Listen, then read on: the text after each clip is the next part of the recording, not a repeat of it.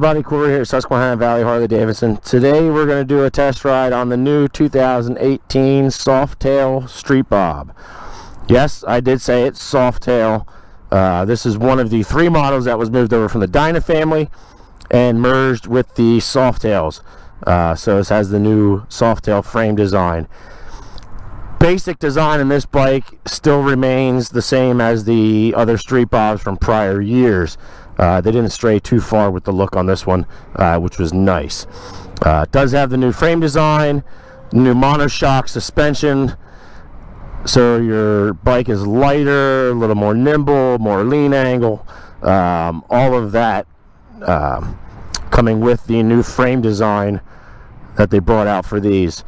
This is running the new Milwaukee 8 precision oil cooled 107 cubic inch motor, 6-speed transmission, still factory with the mid controls. A lot of people like the mid controls on these bikes just because of the style and design of the bike that they have with this one. You got a 19-inch spoke front wheel, 16-inch rear spoke wheel, staggered exhaust, buckshot heat shields.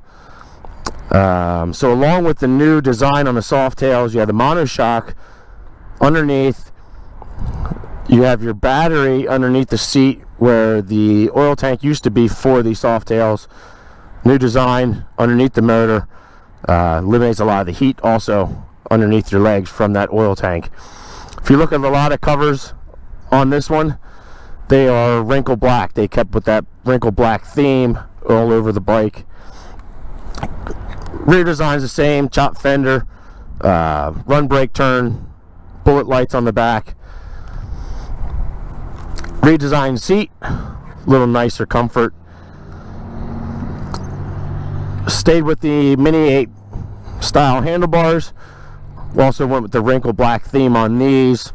Also on the risers, you have the wrinkle black finish on the risers, so they kept that look pretty throughout the bike itself. On these, they also went with the more custom look of bikes that are being built by some people nowadays, where they eliminate the speedometer. It's very minimal, so they'd have the speedo, tack, fuel gauge, all your indicator lights up on the top of the riser cap. It's all digital in that. You'll see that display once we get riding. Hand controls are basically the same. Nothing's really changed there. They did go with a little different style raised badging on the tank, which I think looks kind of cool with this one, with that bronze finish. These do have the keyless start, the electronic ignition with the security system. You do have the key if you want to lock your forks. You still have that capability. And just like your other Softails, down under here you do have the USB port, which is all standard on all the Softail models this year. So up front also LED headlight, just like your other models. They all come standard with the LED headlight, which is nice for at night, a lot easier to see. So we're going to take this for a ride. I have not ridden this bike yet, so we're going to see how this thing rides. I always liked the Street Bobs. Sat well, always rode very nice. So if you look down at the riser cap there, you see the display. You got an LED readout, fuel gauge on the left. You have your speedometer, then underneath you have your tack there, so it gives you your RPMs. You can cycle through just like you're on the other ones before. Mileage, your A and B trips, remaining miles approximately on fuel, clock of course, and then your RPMs. So brand new bike, we're going to keep it on the RPMs. This way we can keep track of that and make sure we don't go higher than we should. Anytime breaking a bike in, new bike in, you should try and keep your RPMs between 3,000 and 3,500, at least for the first 500 miles while you're breaking it in. So we're going to go for a little spin, see how this thing handles. Like I said, this is my first ride on it other than in the parking lot, so I have no idea how this is going to handle, but from what I hear, it handles very well.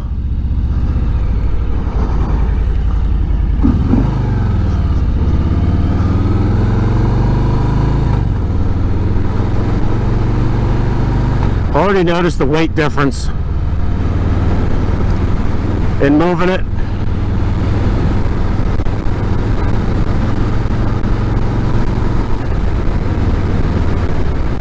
Seat's very comfortable.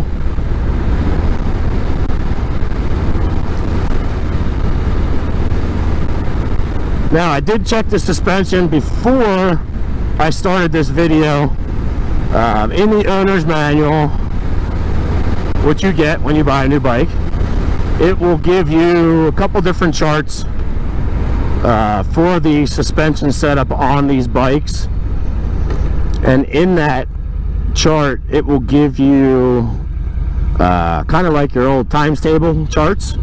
It'll give you on the left side vertically up and down, it gives you rider weight, and then across the top going horizontal it gives you any additional weight, whether it's passenger, cargo, whatever it may be, and then you follow it down and it breaks down your settings as far as what you should set the suspension at, and honestly I was pretty impressed. It's pretty easy to adjust.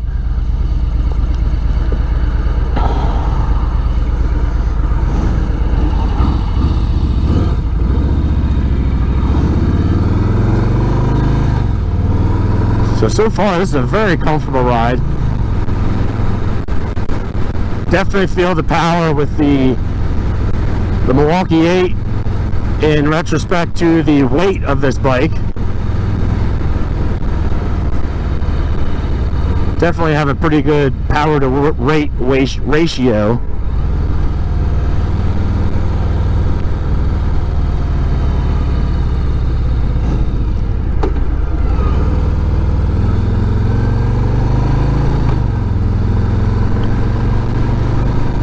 One thing I do notice also, if you look down at the speedo there, it also has a gear indicator next to the your miles per hour.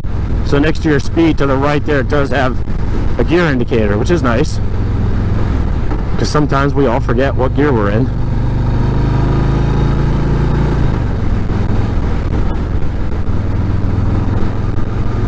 So just what I had hoped with riding the other couple of the other models with the new Softail setup.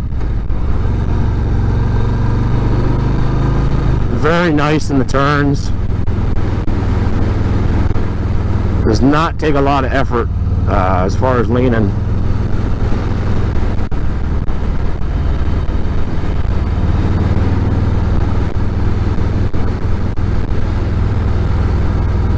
You hear people talk about the rider triangle, to say, as far as, you know, how you sit on the bike, your arms, your legs, all that. Very upright seating position. Sometimes you tend to feel yourself hunched over a little bit. You sit nice and upright. Feet are in a good spot also.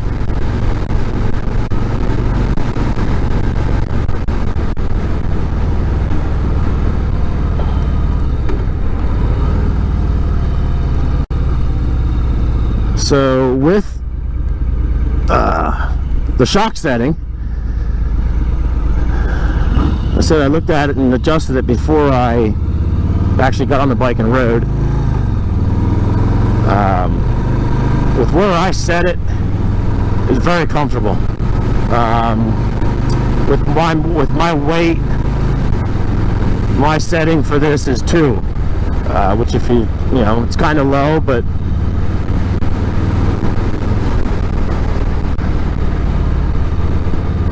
lower than I thought it would have been set at, but it's actually a good adjustment.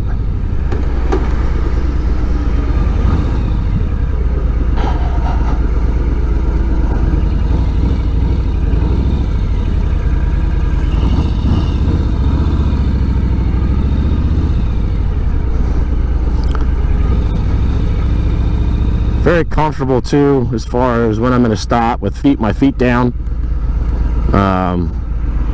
I am in sneakers, knee slightly bent. I'm about 5'9",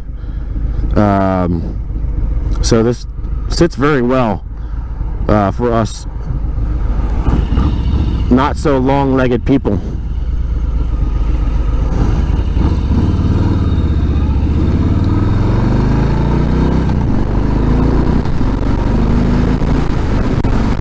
As you can see, accelerates very well.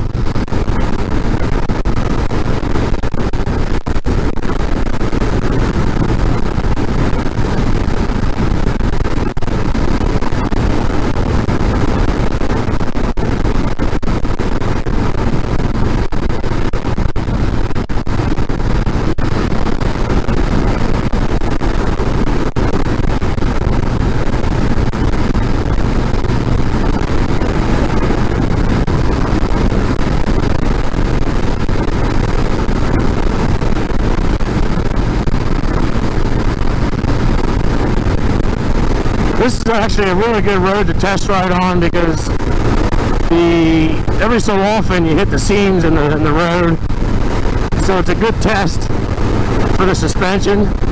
Unfortunately, you're always going to feel something, but with the new setup, it is kept to a minimal feel, which is good. Nobody likes to get bucked off the seat when you hit a bump, so.